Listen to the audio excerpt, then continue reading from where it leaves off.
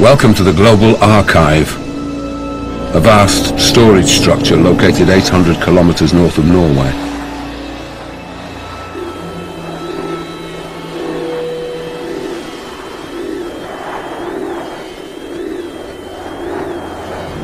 It contains the artwork from every national museum.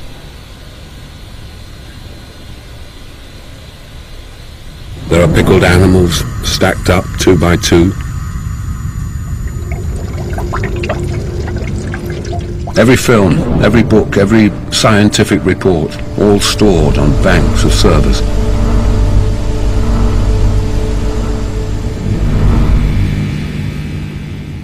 But the conditions we are experiencing now were actually caused by our behavior in the period leading up to 2015. In other words, we could have saved ourselves.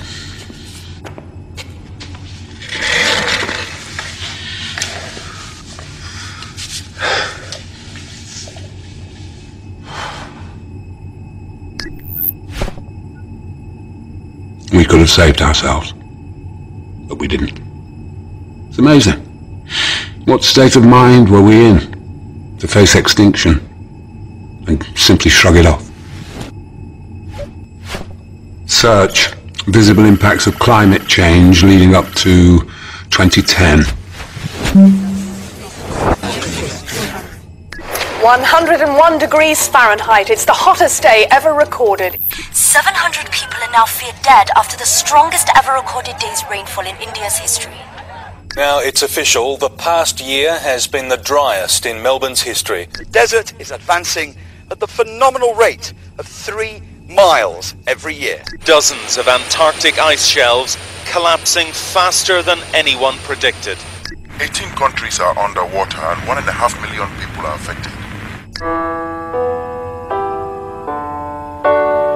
Extraordinary to think that these are the Alps in December.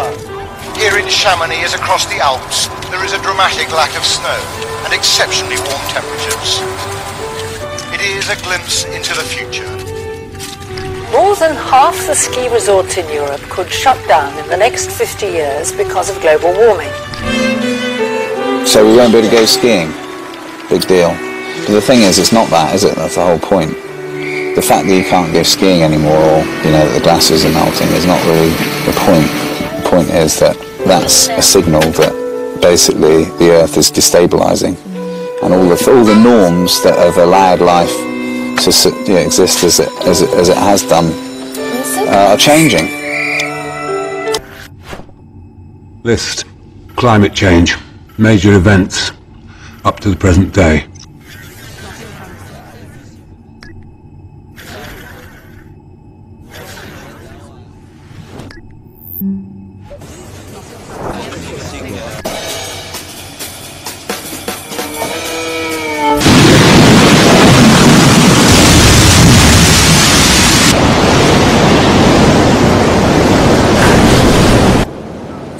I think one's got to be very careful about attaching a particular event to global warming. But nevertheless, the intensity of hurricanes is related to surface sea temperature. So increased intensity of hurricanes is associated with global warming. It is our fault. After years of debate, some of the world's top scientists have concluded... Unequivocable is the word they use. Human activity is contributing to changes in our Earth's climate, and that issue is no longer up to debate. In Andermatt, they've covered a glacier with a special protective sheet to reduce its summer melt. One way I do my bit for the environment is turning to 30 with Ariel. This is offsetting all those flights that I take, that I have to for my job. David Cameron even wears recycled shoes made from old fireman's trousers. Despite all the efforts to control pollution and its effect on our climate, the level of greenhouse gas emissions has reached a record high and shows no signs of being reversed. Despite the Kyoto Treaty and all the talk of reducing emissions of carbon dioxide, levels of this key greenhouse gas are rising faster than ever. 6:30 a.m. on a cool autumn morning, and Alvin's heading off to work. searching for more oil. Ironically, the oil infrastructure off the coast of New Orleans suffered major damage during the hurricane. But Shell moved fast to carry out repairs, and just 9 months later, the rigs are online and everyone's back at work. Oil was formed when ancient plant life in the oceans absorbed energy from the ancient sun. As these plants died, they settled on the ocean floor, along with the dead bodies of tons and tons of ocean creatures. Over the millennia, temperatures increased, and the organic matter was gradually cooked until the sun's energy was stored inside oil. 150 million years later, Shell's geologists analyze where the oil might be, then drill 3 miles down into the seabed to collect samples.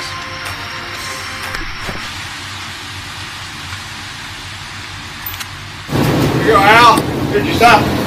Thank you, brother. We get the samples and analyze them for the fossil contents, the microscopic fossils. And it's just another geoscientific tool in order to improve your possibility of finding oil.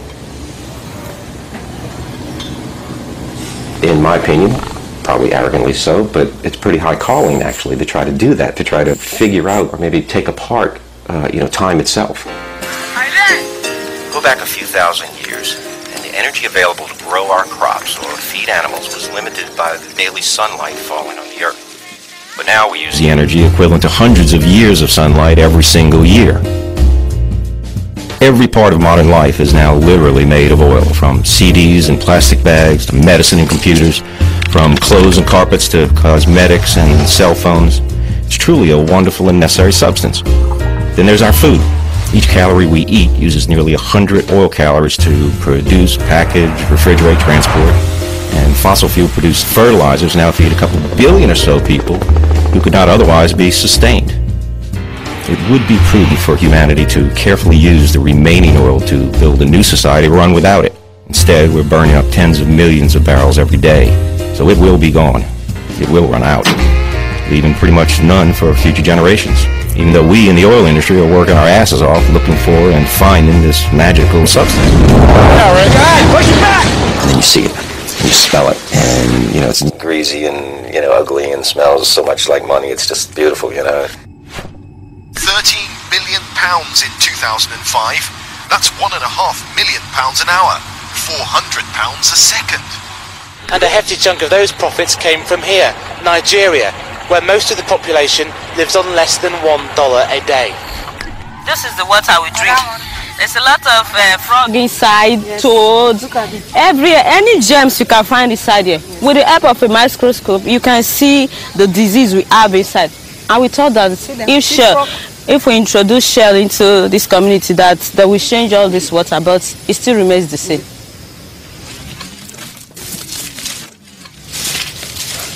These are health sensor. 22-year-old Layefa Malin has an ambition to train as a doctor and then work in her home village Kokojabane, where Shell started building this medical center. So it has been like this for 3 years now, but we are still pleading that they should come and finish it. Like hundreds of other community projects across the Niger Delta, construction has been abandoned. Shell maintains that's because of the risk of kidnapping. 13% of the oil revenue is supposed to be spent on community development, but the local people's share is almost all lost to the corrupt political system. So despite being in the most profitable oil region in West Africa, Layefa's village has no health service, no secondary school, no electricity, and no drinking water. I think in 2004, a lot of people died. A lot. I think it's up to 20 persons. Children mostly. Even my mother's child, that's my sister, she even died of cholera.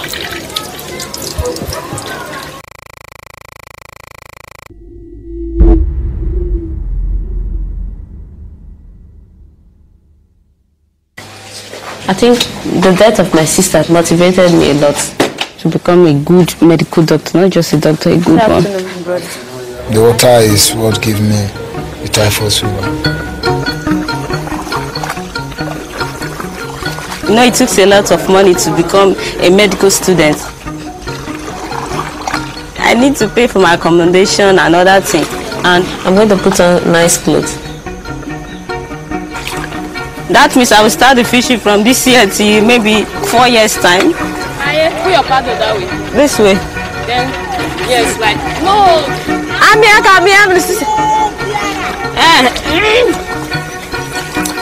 The fishing is not good because of the oil spill. They're killing most of the fish.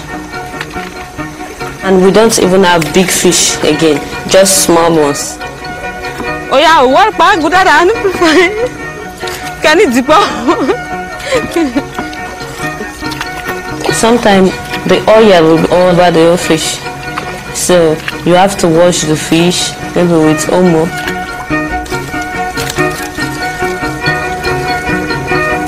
They talk in the news that we have produced 1,000 or 1 million barrels of oil today.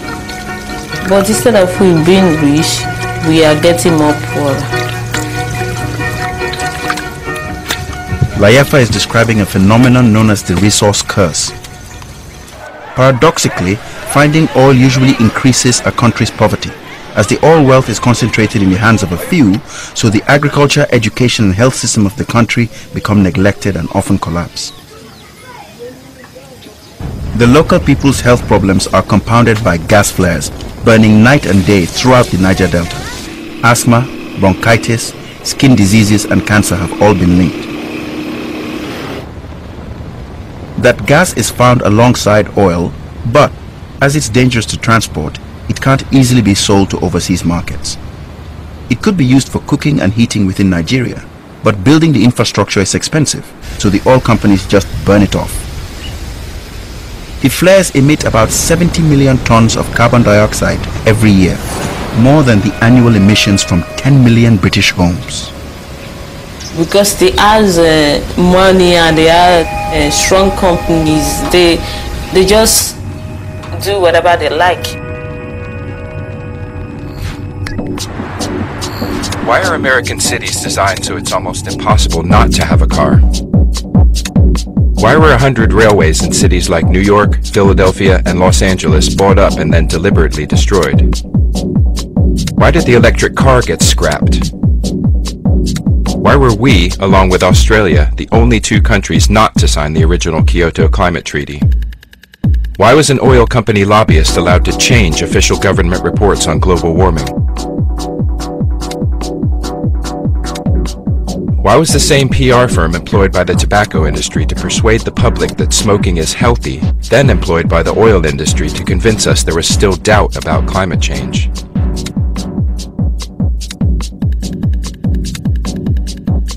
Alternative energy has been available for 50 years. Why have we barely used it? Why were solar panels taken off the White House? Because, right from the early days of the industry, the oil men and their obscene profits have had an unhealthy influence on the people running our country.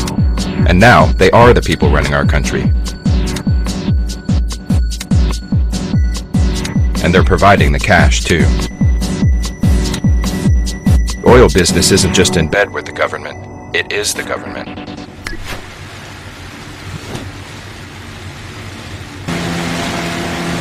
Here, Layefa is going to a nearby village, Odiama, that was massacred by the government. The village was involved in a dispute about ownership of a piece of land on which Shell planned to drill for oil.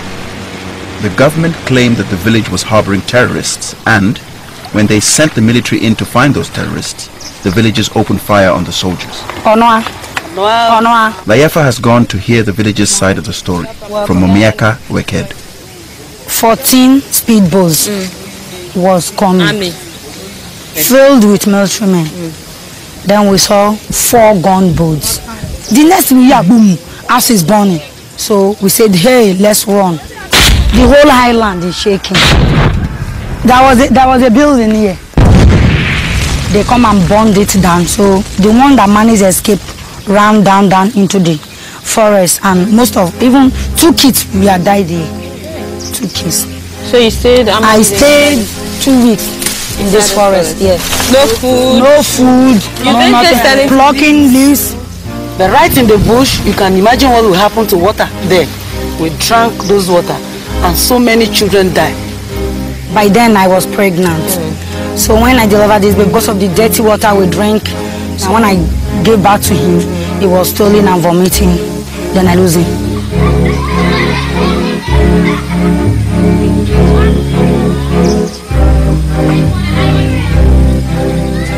Amnesty International investigated the massacre and concluded that, although the government was responsible for the killings, Shell Nigeria should have made sure that their activities did not contribute to the conflict. Those ones that stayed, they gathered them up, beat them up, raped some of our girls. This was my grandfather's compound. He was living with his family. They burned down his compound, killed him. They burnt him? They shoot him. They shoot him? Yes. Those little children that was lying in our houses, they burned them off. Even the old men and women, the ones that are blind, they burned them off.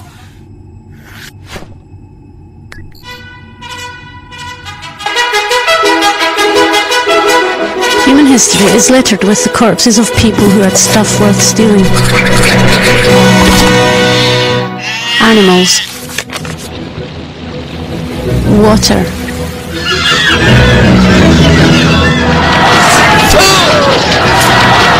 Shiny things.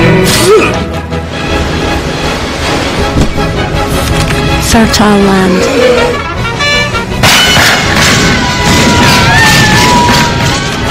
Spices.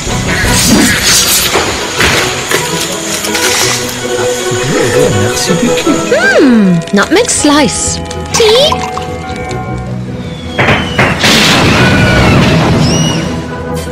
But when it came to stuff worth pinching, one continent had it all.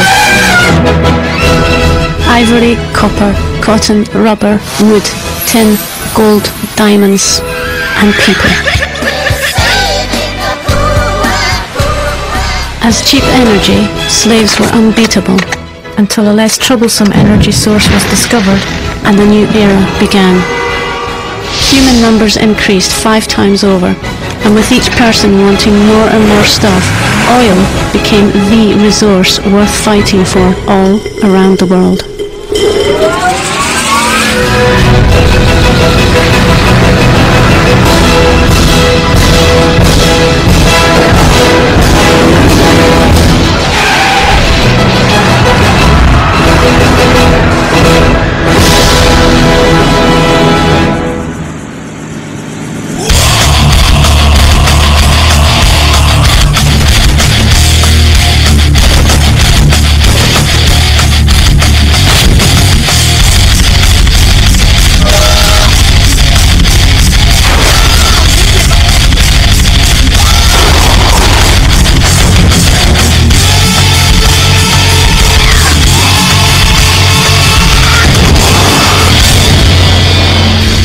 Well, you want to know the real reason we went to war in Iraq? According to former Federal Reserve Chairman Alan Greenspan, it's simple. 3-letter answer, not WMD, it's OIL.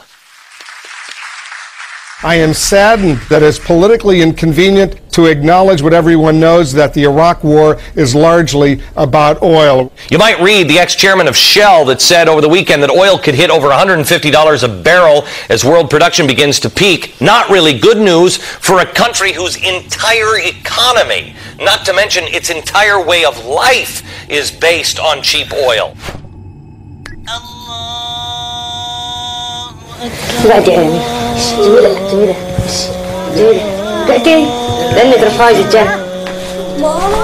زينة عمود الحرب زينة أنا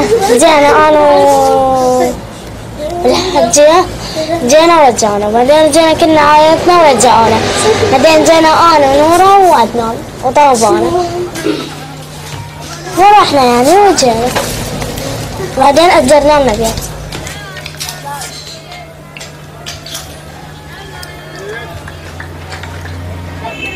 كنا عند مطي نركب نلعب مع ركبنا بنلعب مع فوقيه بنصعد ضل بروح مع نركب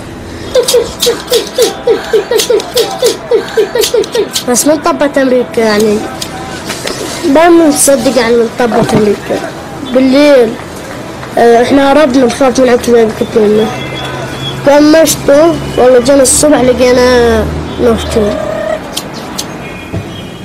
أبوي أحسن كان واحد بالعراق كلياته، كان بيروح الفجر الصبح بيروح يصلي بالجامع ويجي. هسه قام من طبة أمريكا قام ما بيهوب قمصته وقتلوه الصبح، كان الصبح مقتول.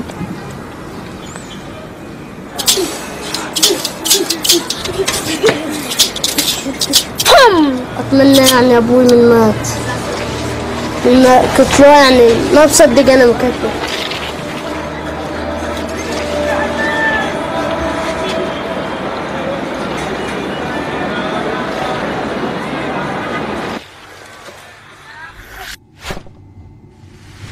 Throughout our history, the deal was we left the world in a better place than we found it. That was progress. The wheel, the rule of law, penicillin. It was our covenant to our children and grandchildren. My children weren't angry with me for breaking the covenant. They were too busy trying to stay alive to waste energy on blame, trying to negotiate their way through food riots and refugee camps and the collapse of society. But I think my grandchildren would have been angry had they survived into adulthood.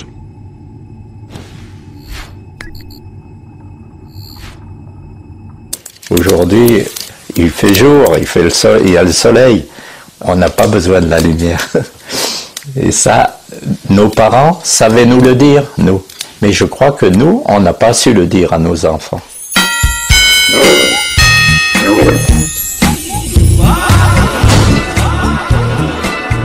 Skiing in the desert. Heating the air. Lighting empty offices. Energy is so ridiculously cheap, it makes perfect economic sense to just piss it away. China is the new bad guy, because they are building a new power station every 4 days. But a quarter of that energy makes stuff for us. Western companies pay Chinese workers crap wages to make crap plastic toys, then ship them to Europe and wrap them in more plastic. Punters drive to the out-of-town megastore in their gas guzzlers. Plastic toy in plastic box goes into plastic bag. 2 days later, toy is broken and back it goes to a Chinese landfill where it stays for about 50,000 years. Water from the bottle's much better than the tap. Oh, water from the bottle's much better than the tap. Healthy than London mountain springs. 800 times more energy wasted and 10,000 times more expensive for you. It's a tricky decision.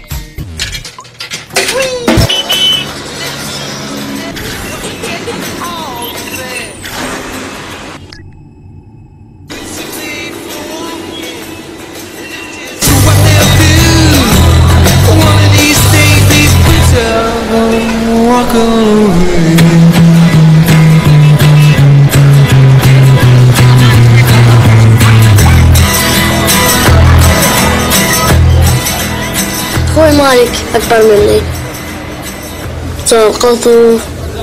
لقيت الطيارة عبالهم القوم كان لابس أواعي سود ولايلون بلاستيك. كبت النار، ما تذبوله، كبت النار احترق. إلى واحد السهل اللي لزق بهدومه خلى عنه. جينا شوية شوية، أول شي كانوا يعبرونا. أخوي مالك كان شو قام يرجعون بيه، حط ولا مدري 8 مرات رجعوه.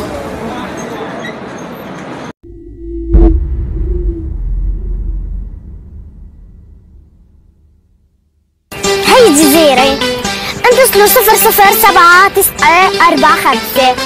الجزيرة طلعوا هون عندكم بتربحوا 4 سيارات همار و4 سيارات جيم. Lots of ideas have tried to take over the world, but there's only one winner.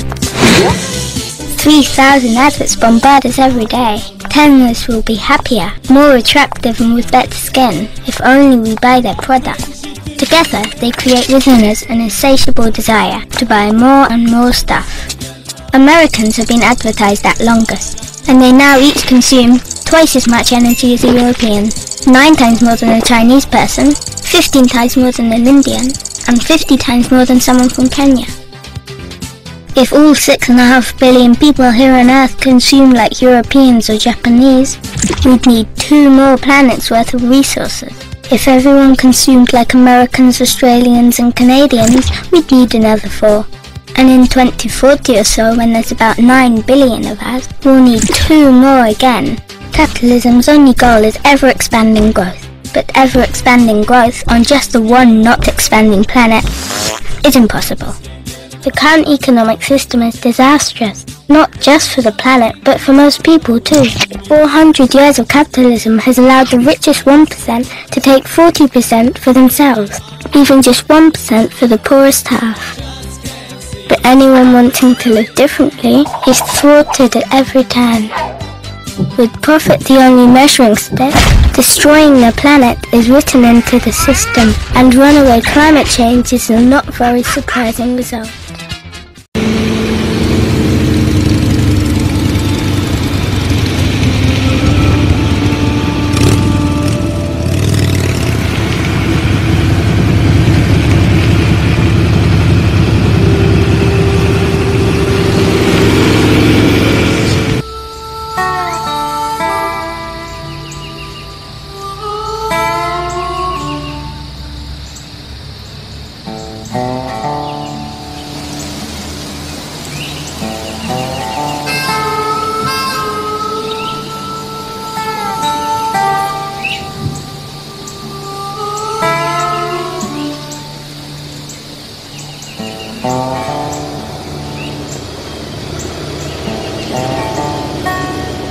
My main house was, it had 10 feet of water and it marinated in that sludge for, 3 weeks almost.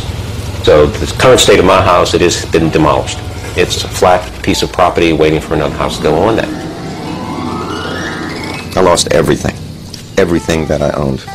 I mean, everything from family heirlooms to the paper towels sitting on your kitchen counter. And everything in between. It goes on and on.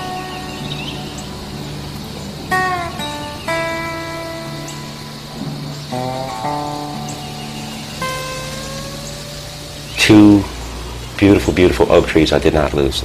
Local indigenous Quercus virginianus live oaks, that sprawl all over the place. Beautiful, beautiful thing. That's what I have left. 2 oak trees and an empty lot. Everything else is gone. That sucks.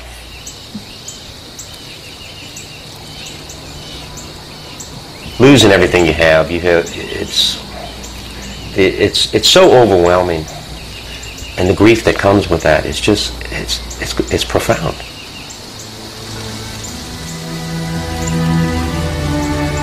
We had an unspoken collective pact to pretend climate change wasn't happening, as though as long as we ignored it hard enough, it wouldn't be true.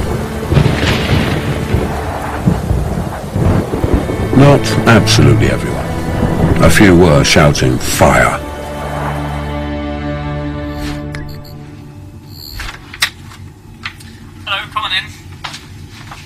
One of the greatest difficulties with climate change is that the effects of our emissions today are not actually realised in terms of the temperature for 30 to 40 years, so there's this time lag in the system. Which makes it difficult for us humans to respond, because we're evolutionarily equipped to deal with very immediate threats like advancing armies or dangerous animals. We're not so well equipped with dealing rationally with very long-term problems like climate change. So we have to act now to stop something happening in the future. If we wait until the full temperature effects are already upon us, then it's far too late to stop. If you remember one single number above all else, make it 2 degrees. Now everyone in the world pretty much, the European Union, big multinational corporations, Greenpeace, political parties, all agree that we have to stabilise global temperatures within 2 degrees above pre-industrial levels. And the reason for that is because if you cross that threshold, then there are tipping points in the Earth system which could drive the warming process essentially out of control. Huge amounts of carbon could be coming out of the world's trees and the soils, methane could be coming out of the permafrost in Siberia, and it's that extra input of greenhouse gases into the atmosphere which then leads us up the worst case scenarios to 6 or more degrees and the eventual wipeout of most of life on Earth. So our emissions have been going up between, let's say, 1950 and now. They need to level out, stabilise and then decline just as rapidly to sustainable levels, about an 80% cut by 2050. But crucially, to keep the temperature rise within 2 degrees, this point of stabilisation needs to be at around 2015. And so that means really the timeline we've got, ticking clock, is that we have to stabilise global emissions within just 7 years from now, as we speak, 2008.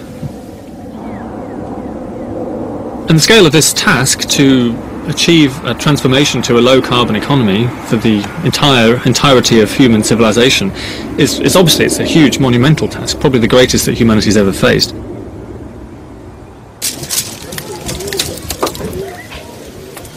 We don't catch a lot of fish anymore, so I decided to join into another business, that's diesel business, to make quick cash for my college.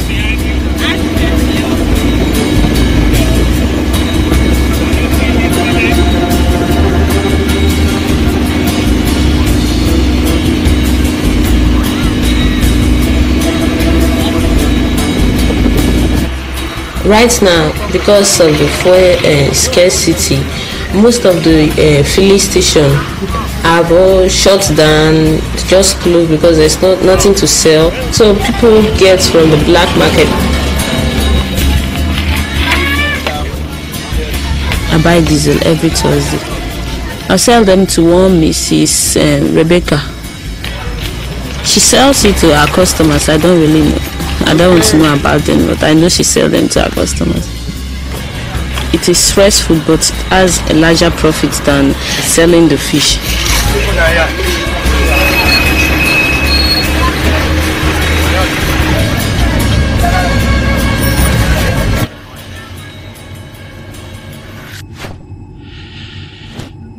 Strange, watching these film fragments.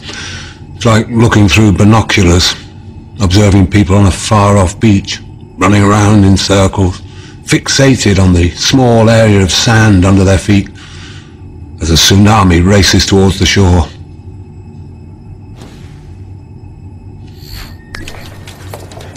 A rickety girl.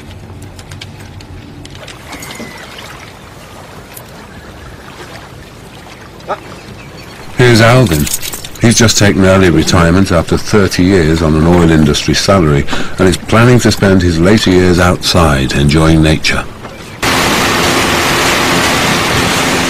When I started working in the oil industry in about the mid-70s, it was a clear path for me as a scientist coming out of college. And I didn't know the detail of what goes on in the industry, the goods and the bad. But indeed, every industry has that, the goods and the bad. Would I do it again? Knowing what I know now, of course I would do it again. I mean, you need to work, you need to do something.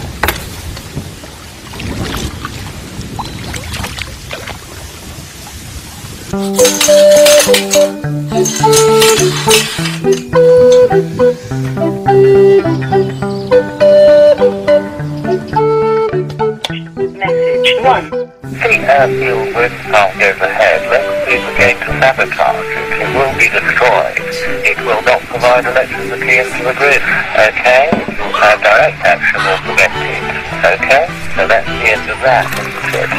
There is a group of us who will make sure that it is completely destroyed. The worst example I've had is an old lady came up to me in a public exhibition and gave me a cutting from a newspaper with a picture of a guy being shot. Local anti-campaigns are one of the key factors stopping about 80% of the proposed wind energy projects in Britain. Had they all been built, 10% of our electricity would have been non-polluting.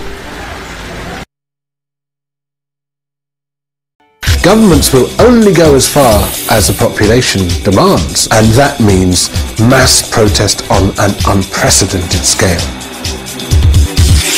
Direct action like this is essential if you're going to turn an issue round in a short period of time. We've found that many, many times in the past, from the suffragettes onwards.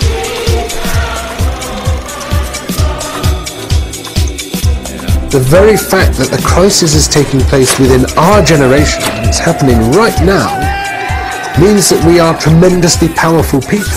So this position of despair and I can't do anything and there's no point is completely illogical. It's exactly the opposite.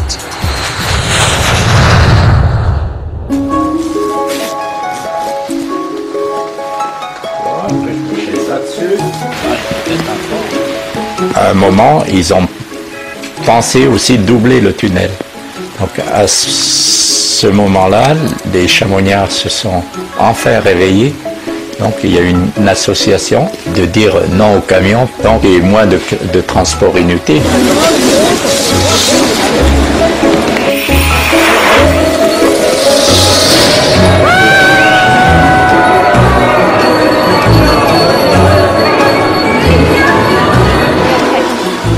Il y a toute une équipe qui se bat vraiment, mais on n'est pas assez nombreux. Et je ne sais pas si on aura autant de force pour faire reculer ce lobby routier. Les gouvernements à l'Europe et tout ça, c'est des personnes intelligentes. Mais il faut aussi qu'elles fassent du travail et qu'elles ne pensent pas qu'à la réélection. There's no shortage of gray matter in this species. We can do some amazing things. But I don't think we've been very smart about how we use our resources, how we quite literally burn up something as beautiful and useful as oil. Literally burn it up. That's it. It's gone. It's done. I think most people were becoming disenchanted by this point. We'd stopped believing that this was the golden era of human civilization and started questioning our collective values. All I can hope is incredible disasters like Katrina and the horrible wars and whatnot that are going on around the world will snap us out of it. I'd like to see us heading in the right direction for the good of mankind. I still believe in chasing dreams. Oh, you got me. Jack and Rocks. Perfect. You know what I like. I had my share. I drank my fill. And even though I'm satisfied, I'm hungry still. Before this disaster, I had a lot of stuff. I was a classic consumer. 2 years later, I've learned a lot about happiness and the pursuit thereof. So here's the light, and every joy free. Happiness is not in the latest gadget, the electric toothbrush or something like that. All of that stuff, it's just not the stuff of life. Not for me anymore. Here's the light. Here's to love. Here's to you.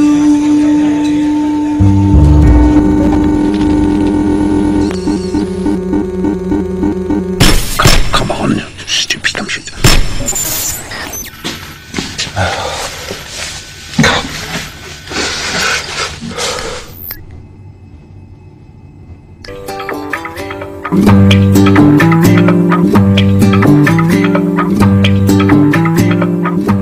Climate scientists can estimate how much of the remaining fossil fuels we can safely burn. This amount is called the global cap. Under this proposal, the world's governments would make a binding international agreement detailing how to distribute the global cap. The earlier the start date, the greater the chance of not triggering runaway climate change. The total global emissions for the first year, say 2012, will be set at their current level. Every year following they'd shrink until, by about 2065, they're almost zero. Initially, each country would be allocated an emissions quota according to how much they currently consume. But this would change over time. America would slash its emissions 90% from its current over-consuming position. Europe too would decrease massively, as would China. But India and Africa would increase until, by about 2025, each human being on the planet would have equal rights to the Earth's resources. Equity is the only option morally, and also practically, as developing countries won't sign up to anything less. The total emissions would then keep decreasing every year, until by 2065 we'll have weaned ourselves off fossil fuels and prevented the worst impacts of climate change. As to how each country divvies up its share to its citizens, there are various options on the table, the most promising of which is individual carbon rationing. Mr. W.S. Morrison is here to explain. If, in the course of the war, we are short for a time of this or that article of food, rationing will give everyone, rich and poor alike, an equal share of all that's going. Under this scheme, everyone in the UK would be allocated an annual carbon allowance. Stored electronically, rather like a supermarket loyalty card, points would be deducted every time we buy or use non-renewable energy. For example, using electricity to power appliances in the home. Or travelling somewhere by plane. Or even buying petrol for your car. The best way you can help is by rationing yourselves. I'm sure that all of you will buy your fair share and no more. In my opinion, our use or misuse of resources the last 100 years or so, I probably would rename that age something like the age of ignorance, the age of stupid.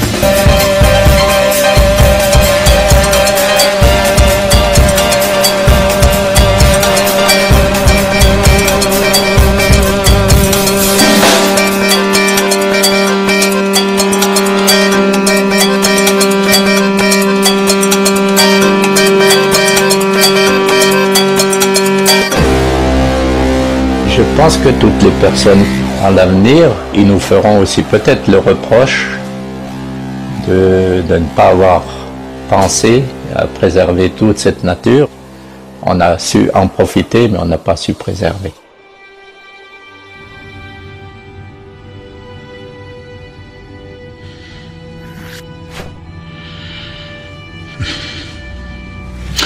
I just find it surprising that after so much effort, the final act of our existence should be suicide.